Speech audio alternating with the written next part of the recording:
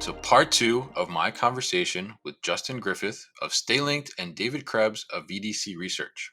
In part one, we dove into the research study, Making Supply Chains Resilience Work, Keeping Up with Ever Demanding Warehouse Operations, and discussed supply chain resilience in today's landscape, what's important to the customer experience now, and how that has changed over the last few years, and the importance of foundational systems in order to adopt newer technologies in your operation. In part two, we will dive into how technology is being leveraged to gain more productivity out of existing labor and what technologies are top of mind for operations decision makers now. I think as we see a lot of these new technologies come into the market and come into play, a lot of it is focused on around, how do we increase productivity of a worker? How do we get more out of one worker? Because there's certainly challenges in the market with getting people that want to work in a warehouse environment at this point, right? So tell us a little bit about kind of the importance of considering that human factor when it comes to investing in technology within the warehouse space. Yeah, I mean it's a massive point, and Hmm. again, this has been an area that we as an organization have studied over many years. Is sort of again that alignment of frontline mobile worker with whatever mobile or digital solution, and I will say by and large the frontline worker has largely gone, not I would say underserved, but certainly it hasn't been a priority when thinking about a lot of technology investments, and by that I mean again, going back to that set it and forget it, sweat the asset type. And when looking at some of the mobile solutions that are still in use today, that are still so Right. super sort of text heavy, and someone who's been using it for many years, okay, it might be second nature to them, but put that Mm. into the hands of someone who's onboarding. I mean, it'll take them a good couple of weeks, if not more, to get familiar or Oh yeah. comfortable with that process. So the worker experience is certainly it's a massive opportunity, as well as a requirement. Labor is central to warehouse operations. It's not going away. I mean, certainly there have been investments and continue to be investments in automation, but it's really about, I would say, alignment with sort of labor centric processes, as opposed to necessarily completely displacing them. So what does that mean? From our perspective, it's really about making almost the technology as invisible as possible. Mm. And a lot of these workers, they rely on the need to use their hands, to use their eyes, to do their jobs, and to do their jobs also. I mean, these are, you're on your feet for the entire day, and they're not easy jobs. And you have to think about safety, you have to think about fatigue. So ergonomics come into play. Obviously, again, even things like hygiene and safety when thinking about wearable technologies. Right. So all of those are, I think, very important elements when thinking about the right sort of technology for that mobile worker. There's not going to be a one size fits all um, for any for any warehouse solution. It's going to be very dependent.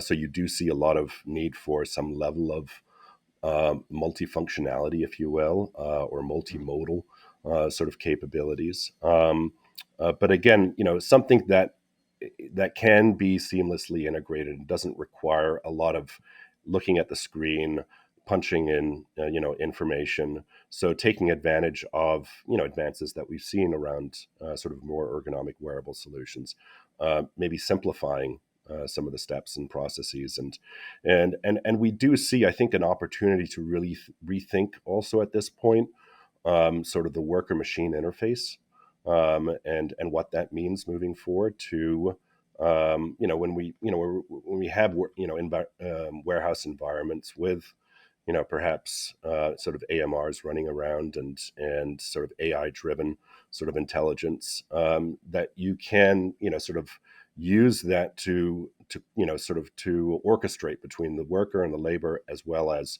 what's being automated. So I think that there's an opportunity to rethink that man machine interface as well, Mm. as we're looking at sort of warehouse operations. But it really comes down to uh, you know this is a workforce where you do see a lot of turnover. a workforce where you do see a lot of seasonality. So if you're giving them technology to use, it needs to be intuitive. The onboarding needs to be, obviously as quick as possible. It needs to be safe. It needs to be comfortable, and it needs to, sort of align as best possible with that workflow to provide that greatest, productivity. Because at the end of the day, it is a task driven, repetitive, workflow driven, job that, is whose success is a function of speed and accuracy. So I think that those are certainly some of the elements that our organizations need to take into consideration as they're making these investments. Yeah, no, I think it was interesting. During the pandemic, right, there was a big push because even keeping a warehouse open was a huge risk, especially in the early days. And I thought it was interesting that we started looking at the other end of the spectrum. For a while, it was kind of all about the new and emerging workforce coming in and seeing this text-based workflow or something, and them just passing out, having to look at this, right? For that user experience being so terrible that it would drive the new workforce away. And I thought it was probably healthy. I think that COVID had us looking at, okay, if you had an older workforce, they were higher at risk, right? And so you couldn't have these warehouses, and for all of the technology that was available to everyone, for all the beacons and sensors and AMRs and drones and RFID and Bluetooth, if you didn't have people, you weren't operating. And I think we're still very much in that position. I think that's sort of what came to light during that whole pursuit. There was a lot of focus on automation. There was a lot of narrative of there's no hope at the end of this of getting a bunch of new workers into the workforce here, so we're going to replace it with bots. And then the bots were kind of more, I think, difficult for people to consume than I think they initially thought, right? And so then it did refocus kind of everybody back on the workforce that they had and sort of the workflows that they were using today. And I think that was a really healthy exercise because, like David was saying, I think it opened up a lot more low-hanging fruit kind of successes that could be had versus going all in on any one tech. There were stepping stones that they could take where they could, plug in bots to handle travel, so you weren't sending a workforce across a warehouse multiple times a day, walking, picking stuff to shipping or things like that. I think it also opened people up to the consciousness of, okay, we don't have to go full automation. We could also do remote piloting, so we don't have to have sort of these fully autonomous systems in there. We could actually have people interacting with these bots remotely and get a high degree of accuracy that way without having to do a huge investment in very, very, very intelligent bots. It also enables a whole different workforce because I can tell you, and Kevin can tell you, that the only thing that sucks worse than pushing around an absolutely chock full cart is pushing around a 7/8 full cart. So if you have a bot that could tow that for you, and kind of a cobot or a pet robot kind of dynamic in these workflows, it opens up who you can have doing those jobs. And you gain access to more of a workforce that way.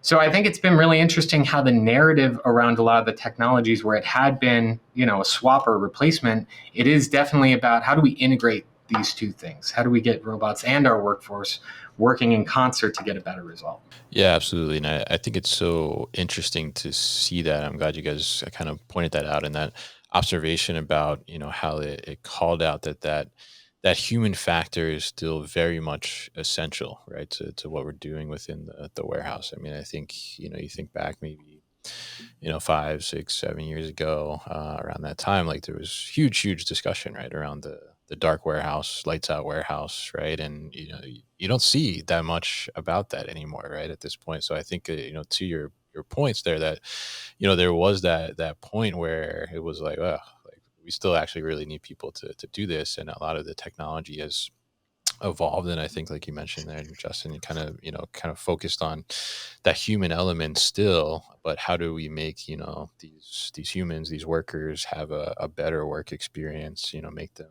more productive, take away things that, like you said, pushing the cart, that they don't want to do, that's going to like slow them down, that's going to reduce productivity, and is not really necessarily a value add to what they're providing from a human element, right? So it's very interesting to see that, and I think additionally, kind of along the same lines, we saw in the study there mentioned that there's been a huge shift towards devices, and having to become more Android based, when it comes to the handhelds, or the wearables that are being utilized in warehouse operations. So I'm curious from your perspectives, like, why is this shift happening, and how does it kind of overall impact the user experience itself when they're operating in the warehouse or interacting with this tech?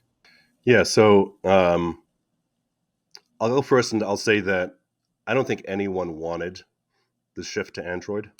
I don't think this was, and I, th- and I think that anyone, at least from the tech vendor community, as well, probably also from the, well, certainly also from the practitioner decision maker community, it was Mm, a sort of a necessary requirement, with Microsoft largely exiting the small form factor space. yeah. Historically, for these types of devices, Windows CE, embedded Windows platform was sort of the de facto, was the primary platform used for these products. With that being end of life, there was a gap, and that gap was filled by Android. Um, I think there's, it's a bit of a double edged sword. I think, with Android, certainly we've seen a really nice evolution of the mobile solutions to certainly become more similar to sort of everyday consumer technology in terms of design, ergonomics, and obviously the user interface, and sort of the general intuitiveness, of the mobile device, of the mobile solution in logistics environments. Um, and I think the logistics space has been one of the last areas for that transition to happen. Certainly saw that start much more around sort of what you would consider, or what we would consider, a consumer facing workflow, such as a delivery or a Yeah. retail environment.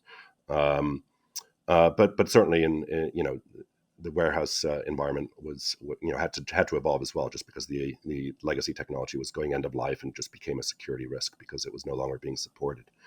Um, uh, and again, it offered the opportunity to sort of modernize, and to sort of dust off a little bit, a lot of these legacy sort of applications, and sort of approaches to interfaces. So introducing, sort of images and graphics based interfaces, migrating away from these text heavy sort of green screen type of applications, is certainly, sort of a transition that we've seen. Certainly, the devices themselves have become much more powerful. Mm, And so what we've seen, again, probably a little less so in the warehouse, more so outside, but a proliferation of the number of applications that workers are using yeah. has also expanded. So, whereas, before it was, one or two apps per se, and now it's, or at least our research is suggesting, it's, closer to three, four, maybe five apps per worker, per traditional workflow. So I think that certainly has happened, but it is, just the pace of change of Android, the upgrade cycle, and sort of that constant merry-go-round is a real challenge, for really everyone. And so as a result, we've seen, I would say, much greater emphasis and focus around security and security compliance, and it being also a roadblock, in many ways, to some of technology sort of opportunities, because it doesn't pass, sort of security compliance requirements. So I think the emphasis around security has become, and necessary, for sure, but as a result of just sort of managing Android. And with Android, unfortunately, again, based on its pace of change, now you're seeing a lot of fragmentation, in Mm, terms of, um, you know, the vendors are managing this as an enterprise platform, so they are providing lifecycle support, past the year, for 3 years past end of life of the device. So end of support will extend. So they're trying to provide the tools so that, we don't need to replace these devices every 24 or 36 months. But it's still, it still is creating I would say, a more challenging environment as well as, I would say, providing a more multifunctional, more powerful, a more, sort of intuitive and sort of user, well-designed user experience. So, a little bit of both when it comes to Android, but it is the de facto now. I mean, it's for any mobile wearable. I mean, you certainly have seen a smattering perhaps of iOS, and I Yeah. mean, Windows you still see on like large display devices, so tablets, and maybe forklift computers. We're certainly seeing some use of Windows, but Android is for any type of mobile interface has become sort of the platform of choice. Yeah, it was not so much a choice as a lack of options, right? They definitely, and this definitely came down to the OS providers. This market as a whole is the flea on the back of the consumer grade market, and so when Windows exited that market following the Windows 8 and Windows 10 sort of push where they were going to do a unified OS, and you could write one app, and that app could run on your mobile device, or it could run on your computer, or it could run on your Xbox, or whatever. When that didn't flesh out, it kind of became clear that Android had the most open ecosystem for consuming this market. Right. And so it's good in one way because Android, it's like there's endless possibilities for what it could do for you and what it could do to you. Right. And that, when Android first hit the market, a lot of the migration storyline was you have to move because Windows is going end of life. And what we found Right. initially was that just because you have to do something does not mean you're going to do it. Right. We found that when Android first hit the market, it's the same technology adoption storyline we saw with every other technology storyline. What we found was that the attempt to migrate to Android was at the same time paired with, like what David was saying, while we're at it, let's modernize the user experience. Right. And those two things had to happen in concert.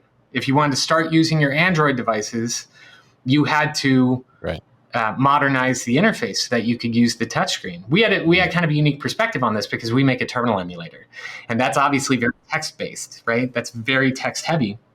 And when Android came out, there was all this potential. It's a touchscreen OS, but that's a 55-year-old technology, terminal emulation, and for 55 years, it's been driven by a keyboard.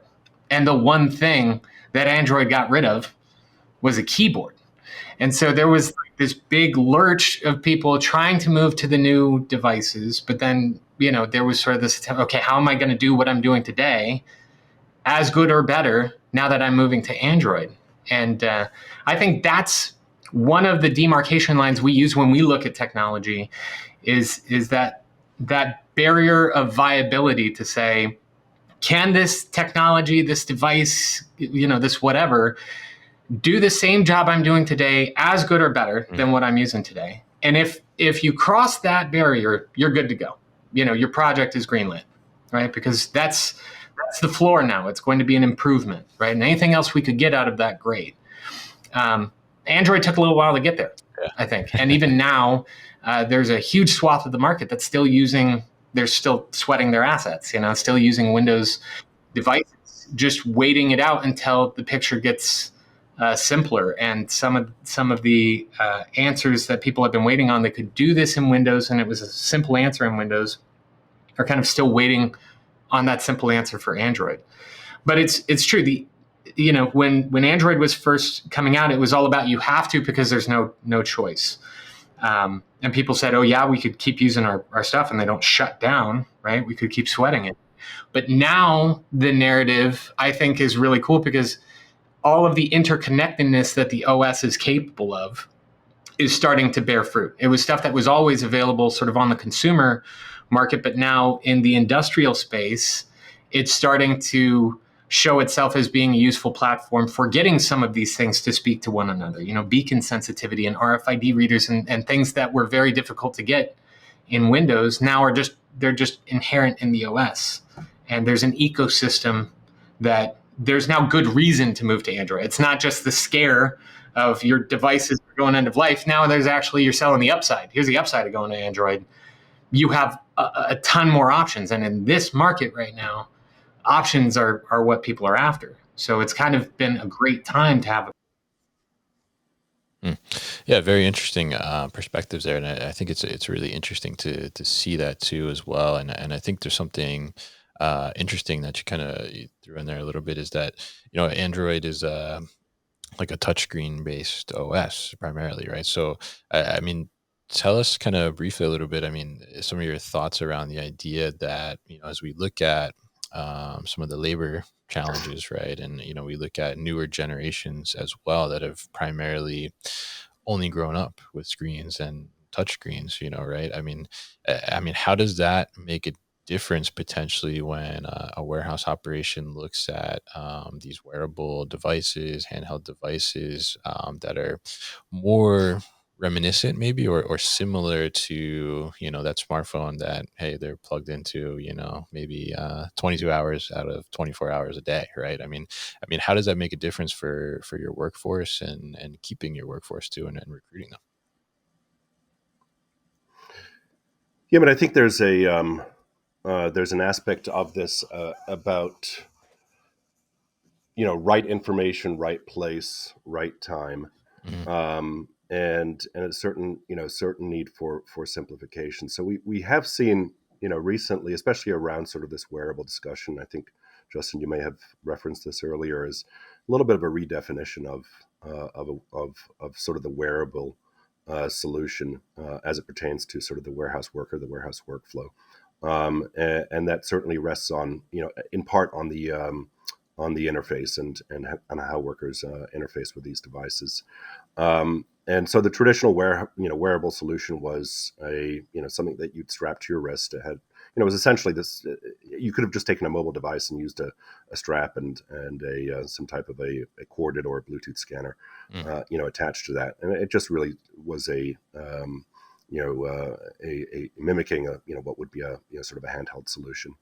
And those are still prevalent. We starting to see some of those, but I think that there is some, underlying thinking that we can even simplify this further and try to take as much of any type of interaction away from sort of the user.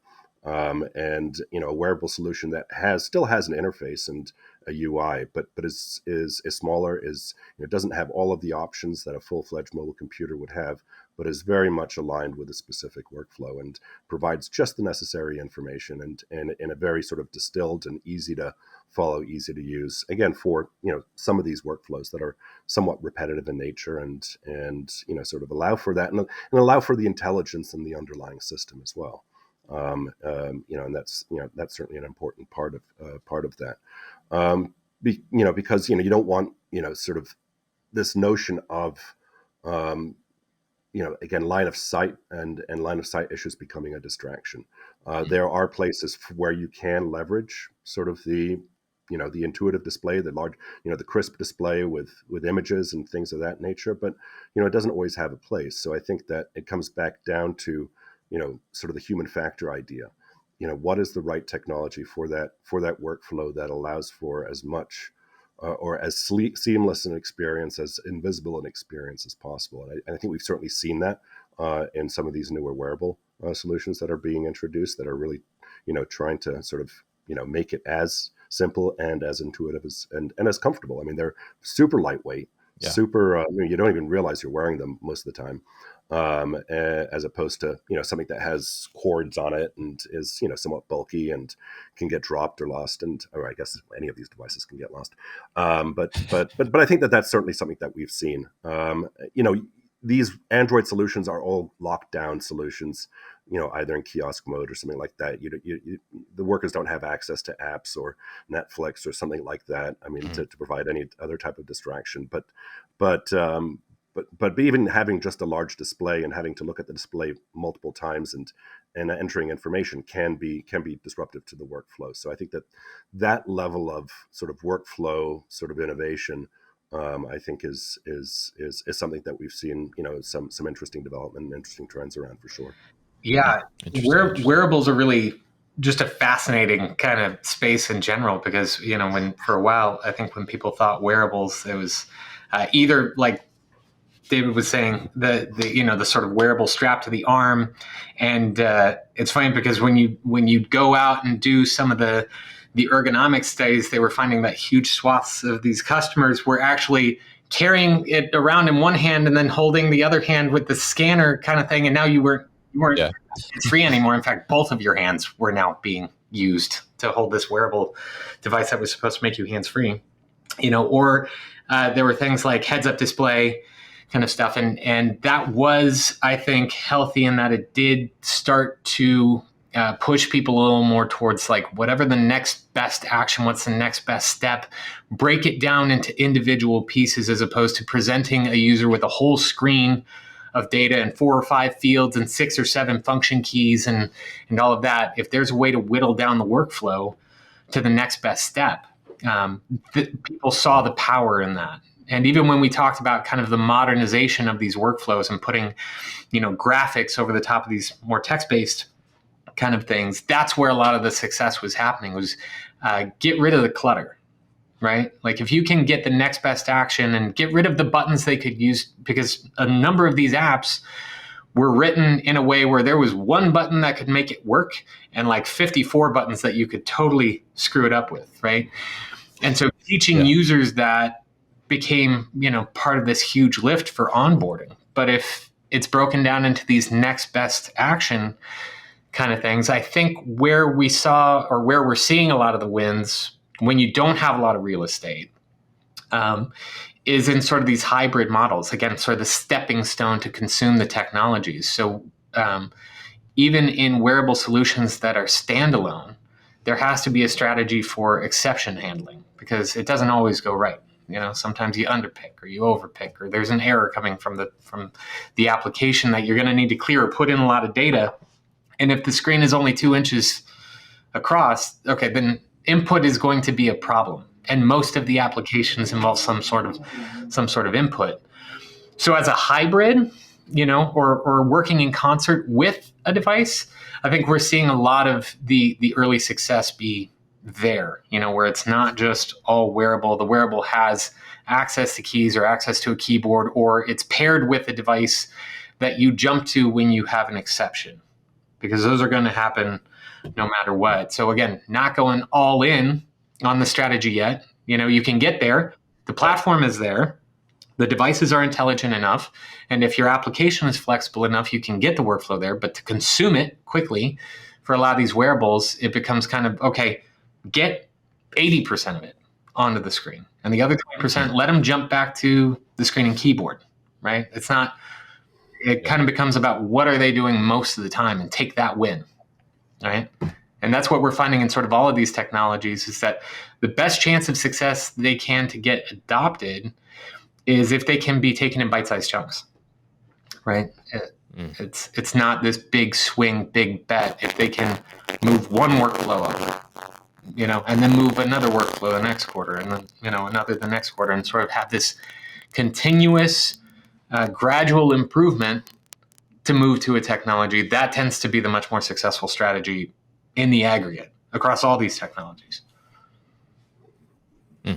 Interesting. Yeah. Interesting insights there. I mean, I think it's pretty interesting to see, and I think it's a really good point there, Justin, about seeing what is the actual actions or tasks that are being repetitively done that should be on those wearables or those handhelds, and focus on that. And then if we got to go back to the traditional desktop or something like that to do the rest, and we can do that. I mean, I think it's interesting to see all the different approaches, I think, too, and form factors around these different technologies as well, which I think makes it interesting to try and figure out which one is going to be best for the worker, and how that's going to work out. There's been a lot of evolution there. I mean, I've certainly seen like you guys mentioned, the the worker who's holding the wearable in their hand instead of wearing it, right? And there's a lot of different things that go into that, but it's interesting to see kind of that evolution, how it continues to evolve. So I appreciate the insights on that there.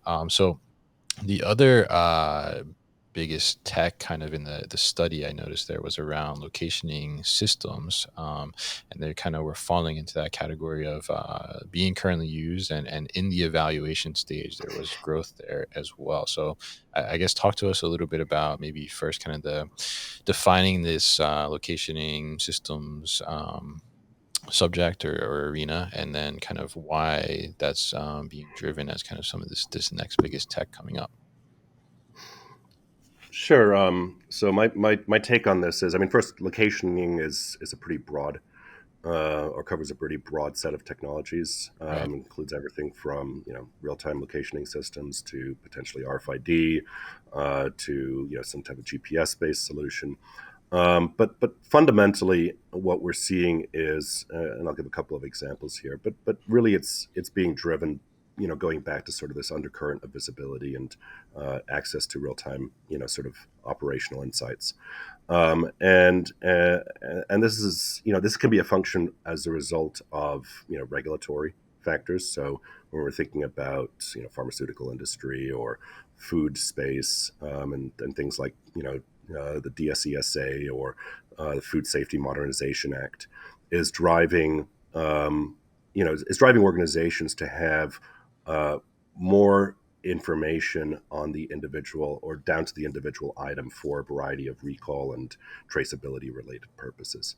We are in many ways moving away from sort of identifying, or we're moving towards identifying items individually, and their individual components, lot number, dates, and a variety of other sort of identifiers and characteristics, and that will require in many ways a different type of data capture infrastructure to support everything from sort of the data identifier itself, as well as how it's being captured, and that will then allow for organizations to have more visibility into sort of the various elements across their supply chain. So you have these regulatory pressures. A lot of times you also have certain industries have high value or again unique item requirements where you need sort of greater condition based monitoring that has a location based aspect as well. So if there's damage that's potentially happening, you want to be able to identify where that damage occurs. So if you're transporting electronic equipment or glass based equipment into the automotive space, there's a lot of assets that get damaged across the supply chain, and the need for sort of effective impact monitors, or temperature monitors, is only going to grow. So those are other sort of examples where we're seeing sort of demand for, again, greater sort of visibility into some element of locationing capabilities. And then what we're also seeing, again, going back to, I mean, we haven't talked about RFID too much here, but we are seeing RFID enter the sort of the warehouse logistics environment with greater sort of volume and opportunity. And that's coming from a number of angles. Certainly part of it is leveraging sort of the investment in RFID in segments like apparel that's happening today. So there's source tagging of RFID in apparel manufacturing, but those tags aren't really being used until the inventory reaches the retail store, if you will. So we're starting to see organizations leverage those investments in their logistics processes through portal-based sort of reading. So you can have sort of greater real-time visibility as opposed to sort of scanning in individual items as they come into distribution centers and warehouses, as you might think they do. In addition to introducing RFID as a way to eliminate manual scanning. I mean, we see large logistics organizations saying, and when I'm unloading vehicles and parcels that come into a sortation facility, if I can automate that through sort of an RFID based portal, to eliminate the need for manual scans. I mean, there's a workflow aspect to it, but then also it allows me sort of, I wouldn't say complete transparency, but to the latest read point, additional level of visibility in terms of the location of those assets as they move through the supply chain. So I think there's a number of different ways to skin it, but I think the underlying driver and requirement is, again, to be able to identify more accurately, where assets are across your supply chain. Again, to go back to the initial part of this discussion, is to drive greater agility into your operations, so that if you need to make a change, sort of quote unquote on the fly, you're able to do so, that level of data insight. Totally. Yeah, I think sort of the underpinning of this is it's sort of rooted in this like Kevin, we've talked about before, the sort of risk aversion of our industry, kind of thing, to technologies and technology adoption. I think what people are coming around to is looking at getting better information to make decisions with, right? To one, say, what are the problems worth solving, right? Like, do I really have a problem with transport or something, or traversing the warehouse? So do I need AMRs, right? Or could I, path my workers better because I know how they're traversing the warehouse? Can I lay the warehouse out differently and get those same efficiencies that I would have gotten by some other means, right? So some of it is about just better decision making, but it is also one of these things where it is a prerequisite for some of the advancements in technology. You're going to need some level of location data to be able to build on. And so I think location in particular is one of these interesting ones because it underpins a lot of the new technologies coming out. If you have AMRs, you're using a locationing system. Even if you're not tracking the individual items, you're tracking, the bots are tracking, and the workers are tracking. And so you've got sort of top level visibility over all of these things. You can make better strategic decisions, see where the small wins can be had. And more importantly, if you make an investment or you pilot a new technology, you can see if it helped, right? Because you could try a technology, and if the data doesn't back it up, it's like, well, that went terribly for us. Let's not invest any more in that, right? Yeah. So I think that that is what's fueling a lot of this. Is it's one of those technologies that again feeds options. It's a good investment because it feeds better visibility and enables technology discussions with more certainty. So it helps put the risk aversion just a little bit at bay. The more you know, right? The more you know about what you have and where it is and all of that. I think that's honestly what's driving it more than anything. Yeah, absolutely. And I think it's such a great point there on the visibility overall that it's going to give you and allow you to, maybe as Dave mentioned, something damages in transit, you can better pinpoint where did that damage happen, and do we have an issue there with that, whether it's a packaging issue or maybe it's a certain transport carrier that's a reoccurring issue or something like that. It's getting down to that kind of root cause and understanding of where those problems and as you said, Justin, maybe where those successes too on what's working as we implement this technology. And I think it was interesting too, as you pointed out there, that a lot of the technologies that are coming out are dependent on that locationing and being able to know where that thing is. I mean, if you have I think that's some of the difference there between like a robot and a human, right? If somebody puts something one bin over in a shelf by accident instead of the other one, the robot's going to go to that bin, and the robot's not going to look left or right. It's over there, right? So it becomes more and more important to be able to leverage those. The robot's just going to say, no, it's not here, I'm done, right? I'm gone, right? And so I mean, I think that's more and more important to be able to bring that into play. And I think it goes back to even the accuracy level too. We were talking about the importance of accuracy on the rise, and knowing where your product is, whether it's in the warehouse somewhere or whether it's in transit, and having that additional visibility through these different locationing technologies is giving you that better accuracy on where does it lie, how much do I have, and where is it in terms of getting to that consumer overall, and is it on time right now? And if it's not, like Justin, you mentioned, kind of getting to that root cause of what's happening and seeing this data overall on a bigger scale, and really understanding where those opportunities and where those problems lying at. So very, very interesting stuff here with both you, Justin and David, and this report kind of diving into some of this technology within the warehousing space, and really having an understanding of where decision makers are in their heads in the space, and how those things are changing over time is really interesting to dive into the report and see these trends. So I appreciate you both for joining me today to discuss this very robust discussion. A lot of great insights and takeaways here. If people are interested in learning more about StayLinked, Justin, what's the best way to do that? Yeah, just reach out to us at StayLinked.com or send an email to info@StayLinked. All right, great. And David, how about yourself? What's the best way to get in touch or reach out to VDC?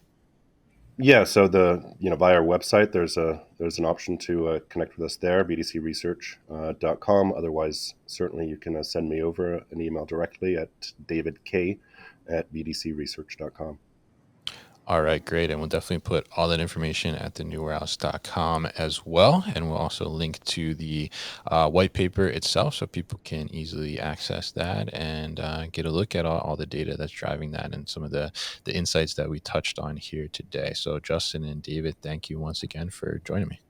Absolutely. Thank you.